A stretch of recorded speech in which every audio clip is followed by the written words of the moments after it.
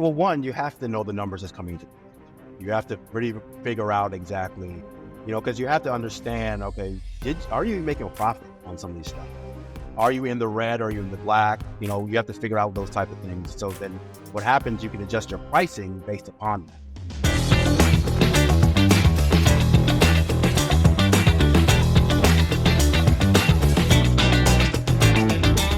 All right, y'all. Welcome to the From Chaos to Clarity Unleash Your Business Potential podcast. I'm your host, Sonja Jones of GIP Financials, your Mr. Miyagi of Money. And today, y'all, our pre-conversation was so fun. Y'all are going to enjoy this conversation that we have today. And I am here with Mr. Wayne Stewart of the Stewart Design Agency all the way from Maryland. And thank you, Wayne, for coming on and talking to our listeners today. So we want to first just open up with you talking about who you are and how you started the Stewart Design. So obviously my name is Wayne Stewart. I'm the owner and founder of Stewart Design Agency. So we're a full service digital marketing agency. We specialize in building custom websites and web applications for clients pretty much all around the country. In the state of Maryland, we're a certified minority business enterprise in the state of Maryland. Just a fancy way of saying we go after like state level projects. We also do a lot of private level work, and we're trying to break into the federal government space now and go after that type of work as well. So that's kind of us, just really in a nutshell, kind of what we do, and from the standpoint. Our clients are, like I said, all over the country. We have clients from Atlanta here and obviously the Baltimore, DC area, but they're all over. So that's us in a nutshell. Wonderful, wonderful. So we're talking today about bookkeeping and how you went from before you really locked into your bookkeeping and why numbers are important, the chaos of it, if you will, to the clarity of it. So I want to ask you first, what are you doing right now as far as your bookkeeping? So what we do is we're using Wave Accounting. Wave Accounting is just a good application that we use for us non-accountants out here. It's really good for me because what we can do is pull in all our business accounts directly into it, and then I can categorize each one of those transactions that pop up. So then what happens is every quarter I'll sit down with our accountant, and then she'll basically fix all the mistakes I just made in our accounting application and make sure that they're all correct. And then at the end of the year, when it's time to do taxes, we just pull our P&Ls, our profit and loss statements. We're going to pull those things just to make sure everything's what's what.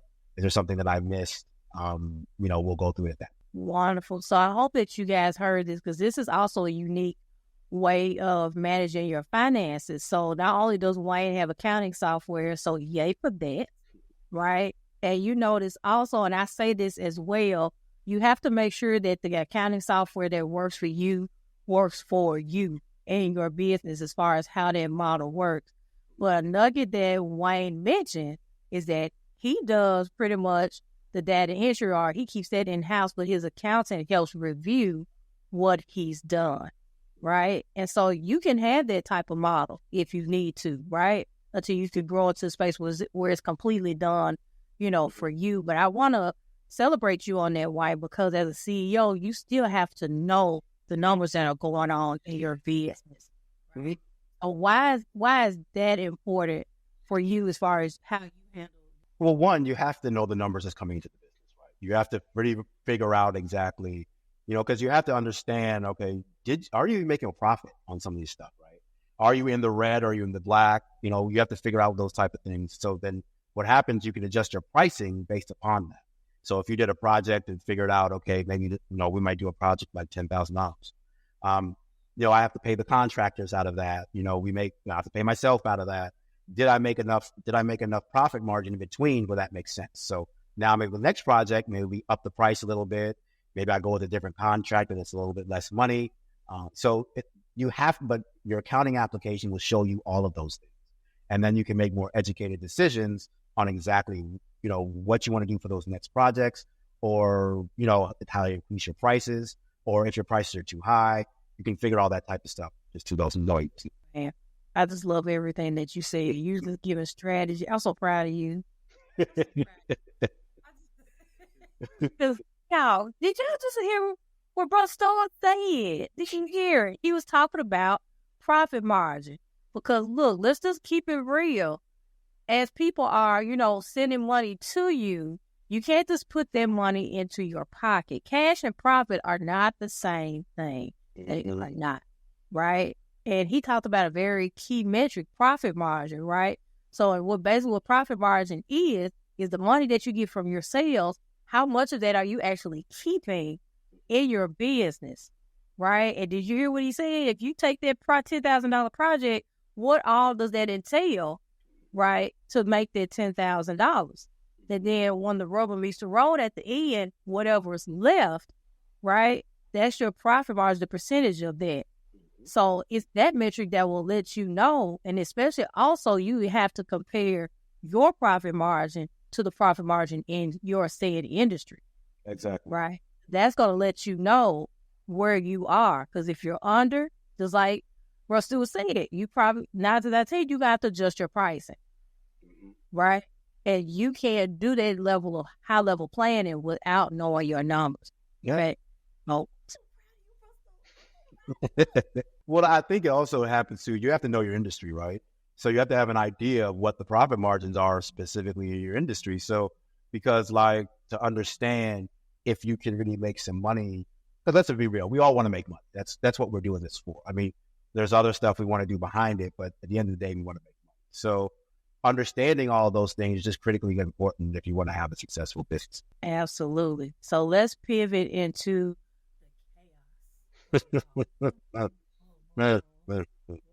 So we all in our businesses, right?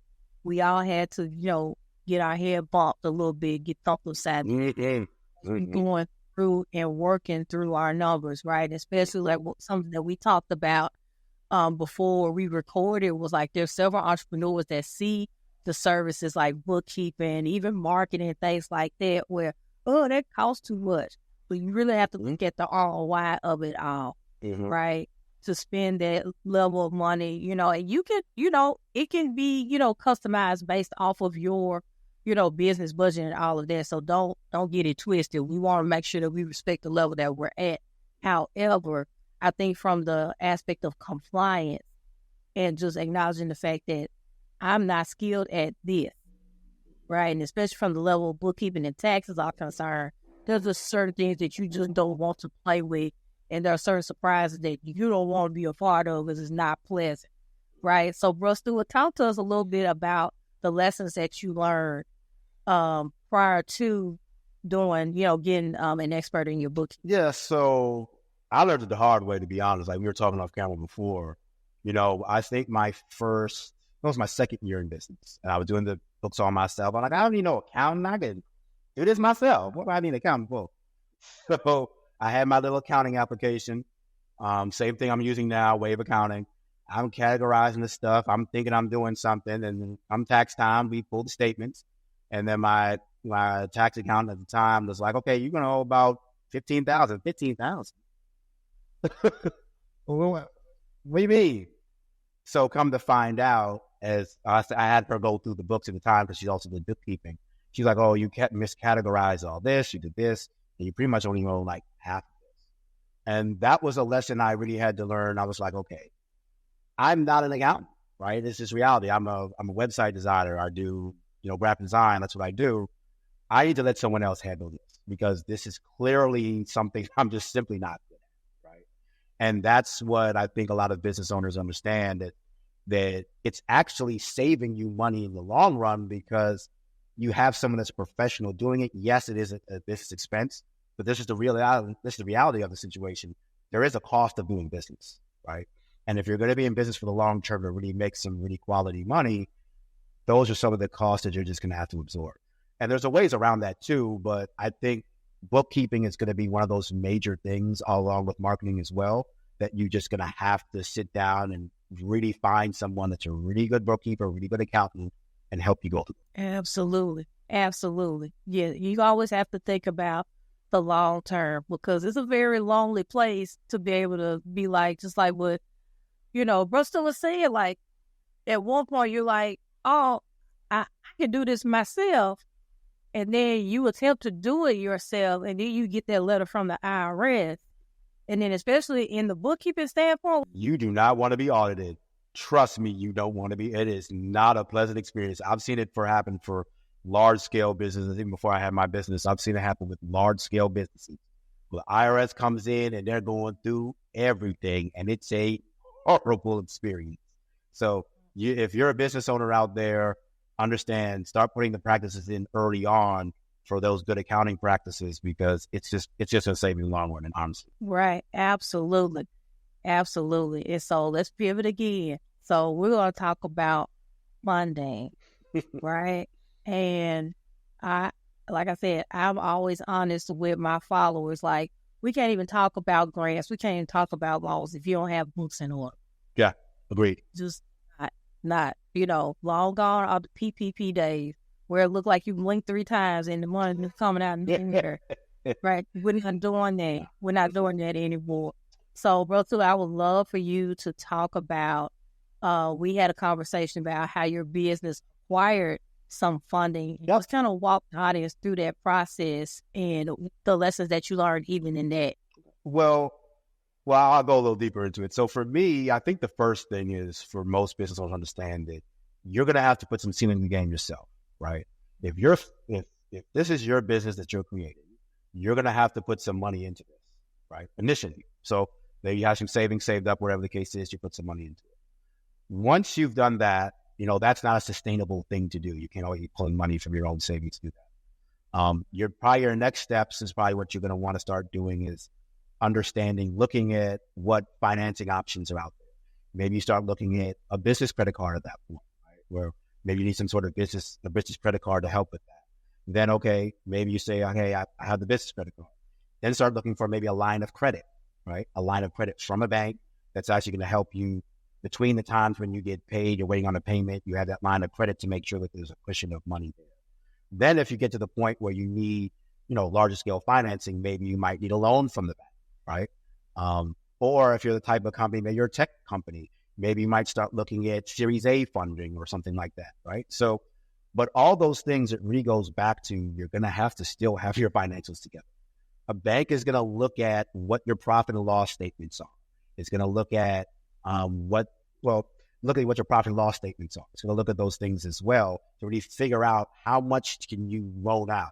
Now, a little tidbit too is if it's usually under, and some banks vary, at least for our bank, we're banking with right now with PNC Bank. With PNC Bank, what they do is if your amount that you're looking for is under $100,000, they actually don't need your profit and loss statement. It'll based upon your personal credit at the beginning. It's still for your business, but your personal credit will have to be in order as well. So understand that as a business owner too, that at the beginning, yes, your personal and business credit do kind of combine, but once you get that initial stuff, the business can stand on its own as its own entity. Then it's based on your business credit from there. But it all still goes back to having your financials all together and making sure that they're all current, and showing the exact amount that you're doing. Right. Absolutely. So I just want to let y'all know, if y'all on there listening on social media talking about the folks telling you got to have 5 LLCs and an export to get off the grid. The internet is a wonderful place. I think it's a wonderful place for information and everything else, but it's also a place of anyone can jump on here and say whatever, right? Technically this is my 3rd company, right? This is the first one that really took off, to be honest. The other 2 just didn't work. So it comes from growth, but it also comes from really figuring out how to get better with business, how to be a really business owner, what that even looks like, and really just educating yourself from, people that are proven that have done this and have proven to have a good track record. I mean, like I said, the internet is a great place for that information too, but you're going to have to vet who's saying what and really figure out what really works for you. He's vet them, y'all. He's vet them. Oh my goodness. Like, that's one of the reasons, like, we do discovery calls when, prospective clients want to speak with us. And we do that because we know that there have been some horror stories between, I know everybody's pretty much aware of what happened with Steve Harvey and his accountant, right? And that's a $1 million man, yeah, right? But he had to pay a big price. Very much so. The expert that he had in his accountant. So y'all have to make sure that we'll go back to the discovery call. We provide that space for folks to say, well, I got a question about this. Is this such? And like free webinars, and people will email us like, well, I didn't want to ask this question with everybody around, but I want to email and ask you this. Like, let's get on the discovery call and let's figure it out. Like, we have to create, a safe space. We have to be therapists, right? Very much so. Money is, a very sensitive subject, but we also have to have empathy and compassion to be able to, cultivate that relationship, right? So absolutely.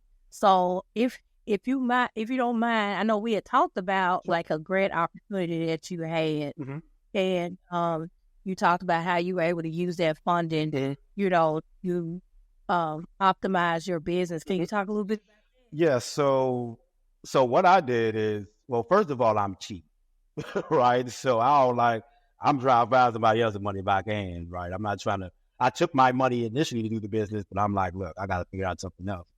And I really wasn't at the point of really going after a bank for money and stuff like that. So I started looking into grants, right? What grants are specifically out there? So two great websites. I know a lot of people might have heard of one of these. One is called Hello Alice. Hello Alice is a really large website that has a ton of grants.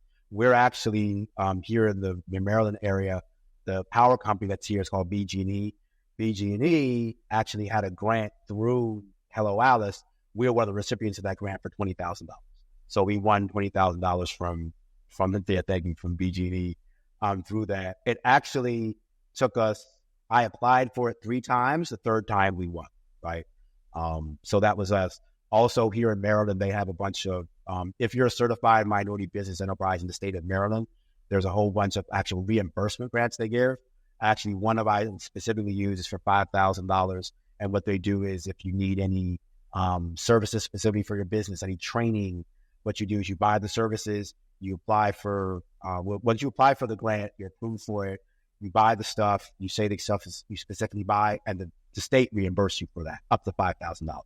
And you can do that every year. It's not a $5,000 once.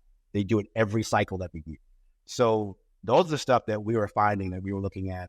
Also, there's a bunch of other grants out there for corporate grants from like Capital One, from large-scale companies that are really looking to invest into small businesses. So those are the other grants that are out there as well. So those are some of the financing opportunities that you have. But also remember that those are going to be super competitive, right? A lot of people are going to be applying for them. So make sure that you're really doing your due diligence in terms of writing those grants out. Making sure that your spelling is correct, making sure that you got some periods and some commas in there, if not no super long run-on sentences, because people want to make sure that you can articulate yourself if they're going to give you that type of funding for you. Absolutely, absolutely. And do you remember within those grant applications any specific questions that they asked about? Yeah, I think they usually do. They normally ask you like how much. They're basically going to ask you what's your revenue streams. How much do you actually make? How much is coming into your company? And they want a specific number. Some of them don't necessarily ask for financial statistics, but they're larger ones. Some of them are going to ask you, hey, can you upload your tax returns for the last 2 years? And they want to see that, okay, you're this underfunded company, because, you could be $1 billion company and you still want some money.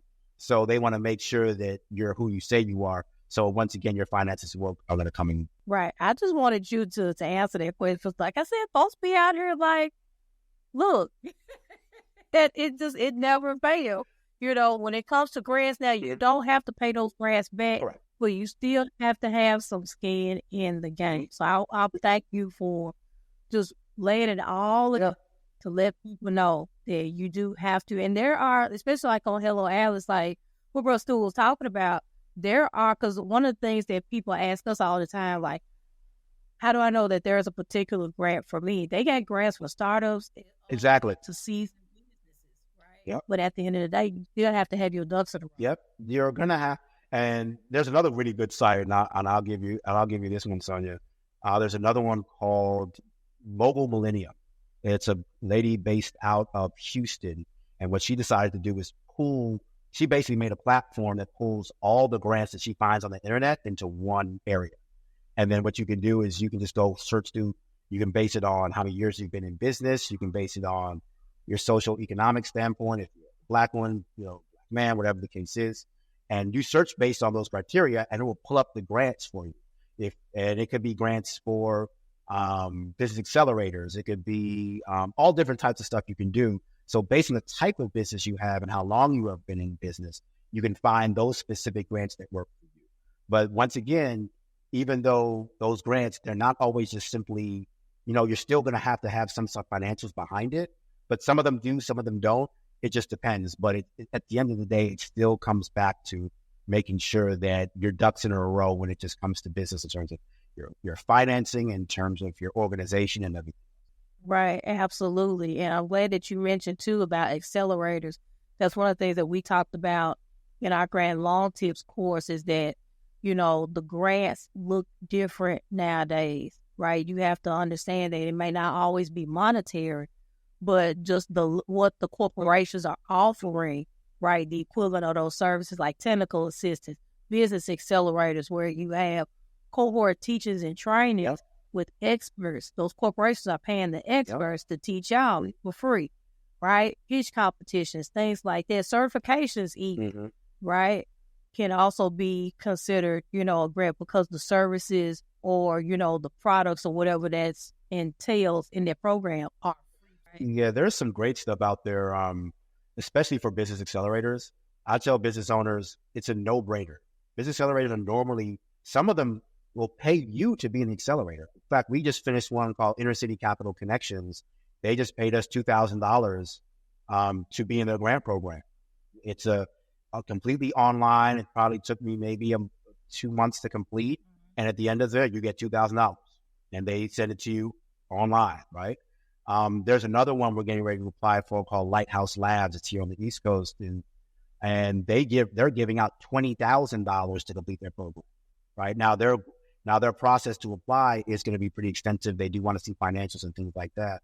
But these programs are a no-brainer, and not even from the financial standpoint. Think of it from a networking connection standpoint, right? These are going to be businesses that all going to be trying to be successful. You network with the other businesses. And since a lot of the accelerators that I've been through, a lot of those people end up being my clients or end up doing services with them. Like the lady who does our books, she was in the same business cohort, right? So it's almost just a no-brainer for business owners to really take advantage of all these services that are out here and really learn how to be a better business owner and really take your business to that next level, because you just need the knowledge. Right, absolutely. We're at ICCC too. Were you in Miami in December? I was in Miami in December. I was in Miami in December. I took my whole family. We were there. I was there. If you go look at my LinkedIn, I have pictures up. I was there. Mm-hmm. Wow, that's what I'm talking about. I was there. Look at this. That's small world. Yeah. See, that's it. Maybe that might have been the connection to that, bro. Stewart. Yeah, we were there. I went. In fact, a funny story behind that, I was telling my wife, I'm going to Miami. Normally I go on business trips. She's not whatever. She's fine. So I was like, I'm going to Miami. She's like, well, I'm coming. I said, normally I go on business trips. You cool. Well, it's Miami. So, I don't know who's going to be there. I was like, oh, you try to check up on the player, huh? So the whole family done came. I have a 9-year-old and a 2-year-old. We done brought them in the hotel. And so we had a good time in Miami. Real good time. I loved it. I love your wife. She's hilarious. No, you're not going to. Yeah. You know what I'm saying? She was digging little palm trees and stuff. She's like, nah, I'm coming. Come on. You roll up with me. I said, okay. Like, okay, dear. All right. I love it. So we've talked about the chaos of it all and going back to the clarity, how you're accessing finance. So let's talk a little bit about you as an entrepreneur. So, Wayne, how are you investing in you? That's a good question. I think for me, how I kind of invest in me is a lot of times you do a lot of these accelerators too, like really figuring out, just getting better knowledge on how to be a better business owner, what that really looks like, what a quote unquote CEO even does, right? We know this term, we hear this term CEO, everybody, their mama says they're a CEO. but what is that really about? Also getting better as a self that I can mentor my team, right? And really understand, what their business goals are, because a lot of times as business owners, we say this a lot. We're like, I wish the workers would work harder or whatever, but this is not their dream. This is your dream, right? So how do we facilitate what their dreams are to get to where they want to be? I think sometimes as business owners and as heads of these companies, we have to remember that we were employees once too. We might just be here to get a check, right? So, but how do we facilitate whatever they need to do to be the best version of themselves? So we have to sometimes remember that. So that's what I try to do, read as much as I can, reading financial books, reading mindset books, how to be a better manager, things like that. So yeah, that's just how I try to do it. And then when I can, unplug when I can, right? We all know business is kind of this 24/7 thing, but also just take mental time for yourself. Make sure you keep yourself up, make sure you kind of keep in shape, have something else that you do outside of the business that's just for you, and keeping that space. So that now when it's time to do business, you're in the mindset to really go back. Right. So yeah, you brought up a lot of good points. Some things that I also identify with as well, especially with your team, right? When you invest in you, it flows down, exactly. Right? Then also you have to be mindful, like what you said, that's what Gary Vee talks about a lot. Like you can't expect, buy-in from your team because they got their own stuff. Exactly. But in a day, this is your business. You can't expect them to care about the business like you do. However, you have an opportunity to really be a blessing, to your team by giving them what they need to water them as they pursue their own personal dreams, right? Because you can be the stop to get them to their next level, right? So how you pour into them, how you treat them is going to be. Yeah, I mean, this is just how I did it. I worked, kind of my background a little bit. I was a UI trained as a user interface designer and a front-end developer. So I was a designer and a coder for websites and web applications for years. Worked for the federal government for a while. And I just be honest, worked a whole bunch of sucky companies. They just sucked, right? The organization was bad. The people were a mess. And I was like, when I had a chance to make my own company, I was like, I want to make a company that I would want to work for. Like, what would that physically look like? So that's what I try to make sure with, my staff. Like, okay, I ask them all the time, okay, do you need something from me? What can I do better? How can I facilitate this better? Because at the end of the day, I have to be the best version of myself, just like you were saying, for them. And, that's just how I try to do it. I wanted to build a company that I would want to work for. Right. Absolutely. So as we are wrapping up, Wayne, we talked a lot about a lot of things. We had some good old hearty belly laughs, right? And so I want to leave the audience with this. So just one more time, as we're thinking about our audience, and we want to give them that last nugget to really get them from, thinking, man, I think I could do this on my own, to who am I thinking? I need some help with my bookkeeping. What's going to be the nugget, Wayne? What would you tell that entrepreneur that's on the fence of should I get somebody or should I not? I would tell them just go do it, but also vet the bookkeeper that you're looking for, and it's a partnership, right? You don't have to. Understand you can dictate what you want, right? You don't have to turn over all the books. You don't want to see anything. As you talked about Steve Harvey before, odds are clearly he wasn't in the books, right? Clearly he wasn't seeing what's going on, because just from basic math, you'd start seeing, okay, well, where's this going? Where's that going? So understand that it's a partnership, right? You're not turning over all your accounts to somebody and you never know. You should still be an involved process. But I would say just go ahead and do it, right? Because if you're a business owner and you want to grow your business and you're talking about, past the $200,000 or $300,000 mark, you're going to need someone that's a professional to really understand the stuff that you just don't know from an accounting standpoint. And it just makes sense. And like I said, there's a ton of different accountants out there that have different prices and everything that will work within your budget. So yeah, it's just really a no-brainer to me. Right. Absolutely. And also do what Bro Stewart said about those accelerators, right? Getting those cohorts, because you might have somebody there And they might also, partner with you and possibly even give you a special rate because you're within that said cohort. Yep. Exactly. Yep. Right.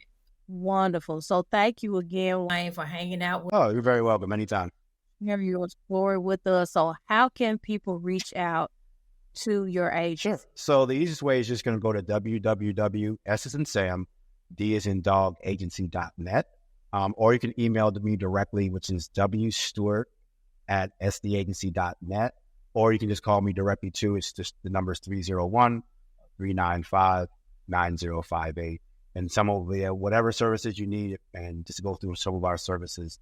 We do digital marketing, so that includes custom website design, social media management, graphic design, anything around digital marketing, we're going to basically take care of. And we do it from the small mom and pop shops, if you're just a one-person organization, to large-scale organizations where there's a team of 500 or 600 people with a dedicated marketing department. We go anywhere in between. So we'll be more than glad to help out with anyone else that needs help. Right. You forgot to tell them.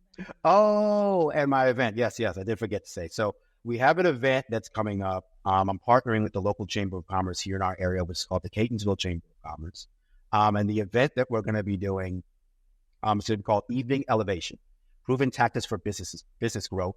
We're partnering with Chase Bank, Pivot Co-working Space, and like I said before, Catonsville Chamber of Commerce. It's going to be an ongoing session. Every month we're going to be doing. The first session is going to be live here at our space now. We're looking to do it live stream in the coming months, but for right now, we're just testing it. I'm going to share a link with it. So you'll see a link down below that if you're in the DC, Baltimore area, you're looking to grow your business, come check it out. It's going to be it's completely free.